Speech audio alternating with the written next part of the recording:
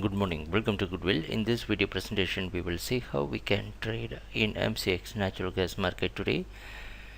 Before looking into that, let us see what happened yesterday and what we expected yesterday. The chart you're seeing is 7-minute candlestick chart, and this candlestick indicates yesterday's price opening, which shows that the price opened near 184.2. We expected natural gas to stay in selling, maintaining 188 as a stop loss. Right after the opening, the price went near 185.6 and continued its selling to come near and it came near 181 and closed near 182.5. So things a little bit went according to our plan. Today it's expected to open somewhere near 183 and 182, or in between that. Based on MX price direction, we are predicting the price opening.